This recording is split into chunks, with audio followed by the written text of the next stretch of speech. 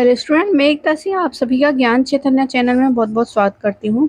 तो आज के इस वीडियो में हम देखेंगे कि सिंध पर अरबों का आक्रमण किस प्रकार से होता है और कासिम के कौन कौन से मोहम्मद बिन कासिम के कौन कौन से अभियान होते हैं, इन सबको हम आज यहाँ पर जो है देखने वाले हैं। तो चलिए शुरू करते हैं। तो यहाँ पर सबसे पहले सिंध पर अरबों का आक्रमण।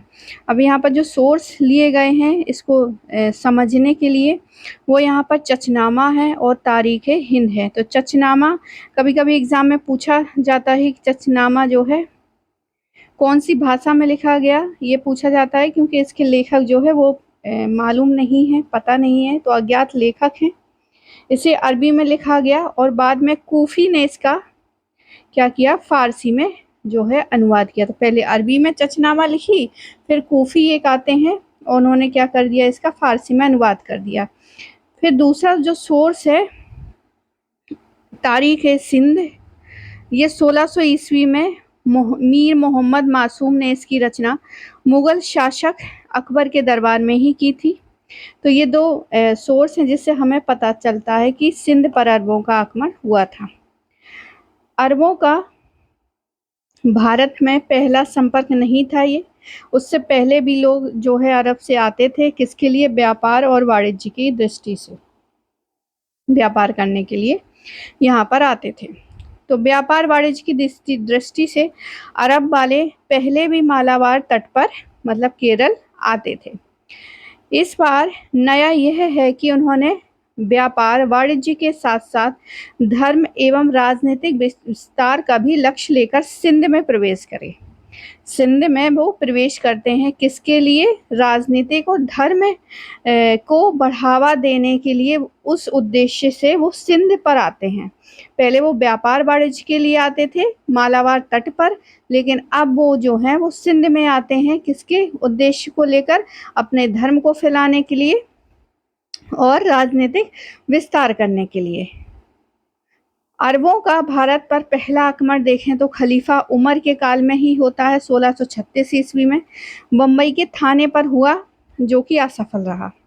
इसके बाद 8वीं सदी के प्रथम दशक में इब्न अल हरी अल बहित ने सिंध के मकरान को जीता, जिससे सिंध विजय का मार्ग प्रशस्त हो गया। तो 8वीं शताब्दी में, पहले तो उमर के काल में 636 में होता है ईस्वी में, लेकिन वो असफल हो जाता, बम्बई के थाने में हुआ था आक्रमण। उसके बाद फिर 8वीं सदी के प्रथम दशक में ही इब्न अल हरी अल बहित ने मकरान पर क्या कर लिया, कब्जा कर लिया। तो इस तरह से जो है धीरे धीरे विजय की ओर वो आगे बढ़ेंगे।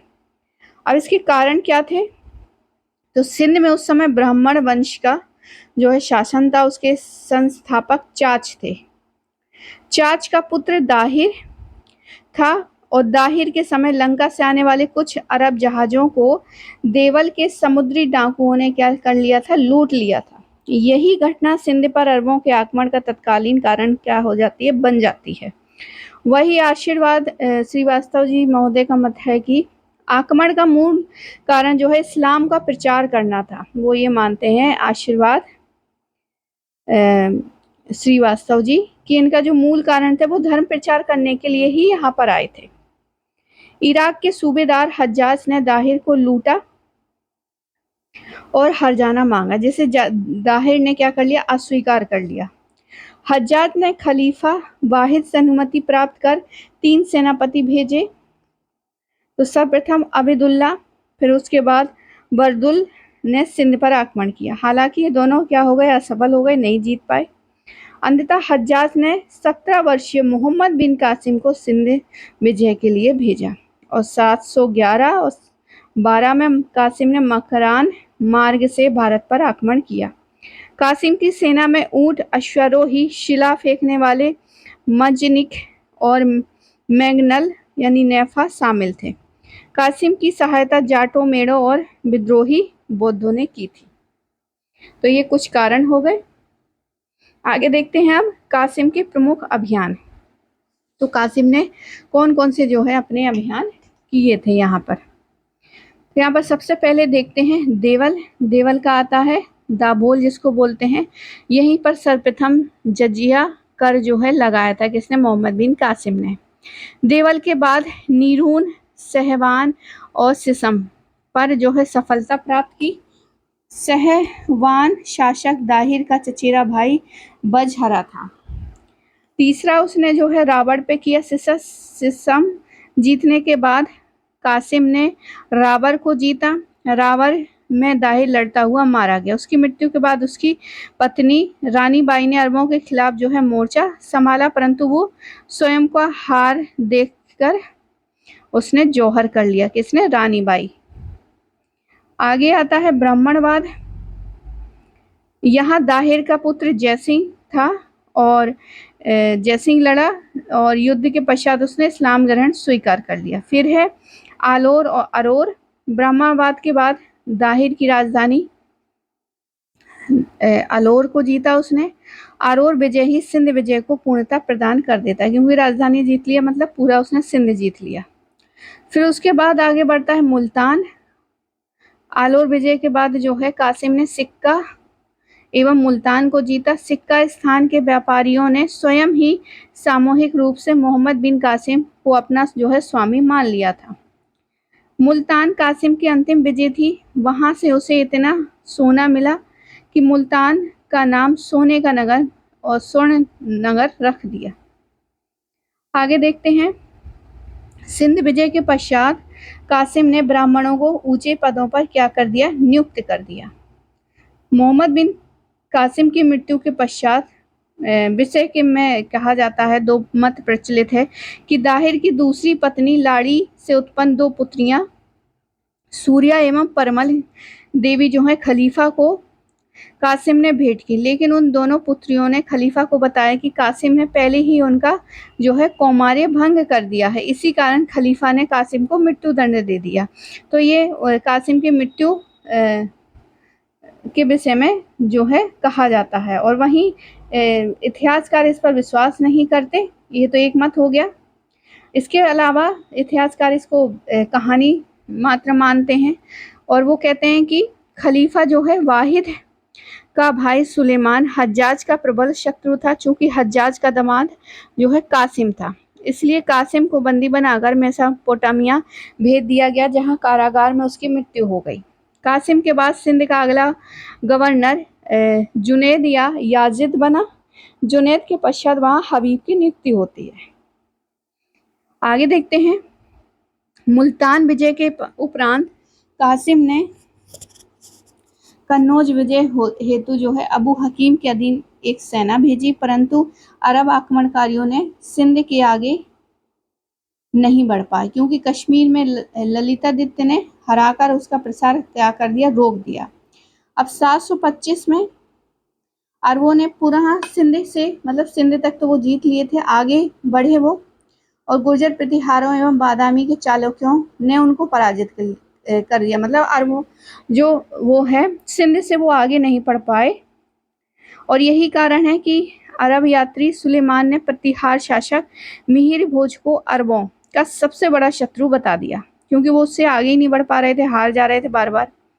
मरुज उल जज्जब का लेखक अल मसूदी मुल्तान में एक सूर्य मंदिर बताता है। उसके अनुसार अरबों को जब भी प्रतिहारों मतलब वहां पे एक मंदिर था, वहां पर क्या था? एक मंदिर था। तो मान लीजिए ये क्या हो गया? सिंध हो गया, सिंध का इलाका जो उन्होंने जीता है। फिर वहां पे एक मंदिर पड़ता है, और यहाँ पर जो है गुर्जर प्रतिहार है। तो जब भी गुर्जर प्रतिहार इस मंदिर के इधर आते थे, तो वो क्या धमकियां देते थे कि हम आपके मंदिर को क्या कर देंगे? तोड़ देंगे। तो गुर्जर प्रतिहार जो है इससे आगे नहीं बढ़ पाए। तो यहाँ पर वही है कि उनके अनुसार अरबों को जब भी प्रतिहारों के आक्रमण का भय होता था, उस मंदिर को तोड़ने का भय दिखाकर अपनी रक्षा करते थे। अल इद्रीसी मुजहुतु मुश्ताक नामक पुस्तक में ये लिखा कि लोग मुल्तान के सूर्य मंदिर का दर्शन करना अपना कर्तव्य समझते थे। यदि कोई पड़ोसी हिंदू राजा मुल्तान पर आक्रमण करता था, तो स्थानीय पुरोहित आक्रमणकारियों को धमकी देते थे कि तुम्हारी मंदिर की जो मूर्ति है तुम्हारा सत्यानाश कर देगी। ये सुनकर तुरंत ही आक्रमणकारी अपना संकल्प त्याग देते थे। यदि भय ना होता तो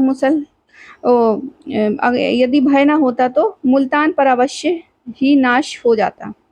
अल-मसूदी लिखता है कि जब काफिर लोग मुल्तान पर आक्रमण करते और मुसलमान अपने को उनका विरोध करने योग्य नहीं समझते थे तो उनकी मूर्ति को तोड़ डालने की धमकी देते थे और शत्रु तुरंत ही वहां से वापस लौट जाते थे। तो मंदिर जो है मुसलमानों का रक्षक बना रहा यहाँ पर।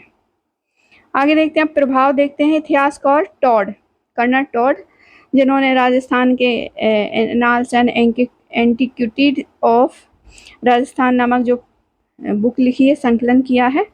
वो कहते हैं कि अरबों के आक्रमण के समस्त उत्तरी भाग क्या कर दिया था, हिला दिया था। कर्नल टॉड ने अरब आक्रमण के प्रभावों को बहुत बढ़ा चढ़ाकर लिखा है। वुलजेग हेग ने इसे भारतीय इतिहास की आकस्मिक कथा मात्र माना है। वही स्टेनले लेनपून ने अरबों के आक्रमण को भारत एवं इस्लाम के इतिहास में एक छेपक मात्र, एक उपकथा तथा एक परिणाम शून्य विजय कहा है। ये सत्य है कि अरब राजनीतिक रूप से सिंध तक नहीं रहे, लेकिन विद्वान इतिहासकार का यह कहना तार्किक नहीं है कि यह पूर्ण परिणाम शून्य विजय थे, क्योंकि इसके सामाजिक, धार्मिक, आर्थिक और सांस्कृतिक परिणाम दृष्टिगोचर होते हैं, जो कि इस प्रकार हैं। मतलब यहाँ पर जो है कुछ प्रभाव हमें देखने को मिलते हैं, जैसे कि अरबों का सबसे अधिक प्रभाव आर्थिक क्षेत्र पर पड़ता है। समुद्री व्यापार पर अरबों का एक अधिकार हो जाता है। अरबों के साथ जुड़कर भारतीय व्यापारी यूरोप एवं अफ्रीका पहुंचे। मल, मनक, बाजीगर, सिकंदराबाद जैसे भारतीय वैज्ञानिक बगदाद के दरबार में पहुंचते हैं। धन नामक चिकित्सक बगदाद का प्रमुख चिकित्साधिकारी बना। अमीर खुसरो हमें बताते हैं कि अरब ज्योतिषी अबू माशर बनारस आकर 10 वर्षों तक ज्योतिषी का अध्ययन उन्होंने किया। मनक नामक चिकित्सा अधिकारी ने खलीफा हारून का इलाज किया और भारतीय अंक पद्धति जैसे वर्गमूल, धनमूल, शून्य, दशमलव आदि से अरबों का परिचय हुआ। अरबों ने इसे हिंदसा या हिंद का ज्ञान कहा है। भारतीय दशमलव प्रणाली को 9वीं सदी में अब गणितज्ञ अल ख्वारिज्मी ने अरब में लोकप्रिय बनाया। एबेललार यानी अलेवार्ड नामक भिक्षु ने यह ज्ञान जो है 12वीं शताब्दी में यूरोप में पहुंचाया था। आशीर्वाद श्रीवास्तव महोदय के अनुसार अरबों ने भारतीय ज्ञान को यूरोप में फैलाया और 8वीं और 9वीं शताब्दी में यूरोप में जो ज्ञान की ज्योति फैली उसका मुख्य कारण अरबों का भारत से संपर्क ही था। भारतीय संविधान के अनुच्छेद 343 में कहा गया है कि भारतीय अंकों के अंतर्राष्ट्रीय रूप वाले अंक ही संघ के शासकीय प्रयोजनों के लिए प्रयोग किए जाएंगे। अतः यह वही भारतीय अंक है जो आज अंतर्राष्ट्रीय रूप प्राप्त कर चुके हैं।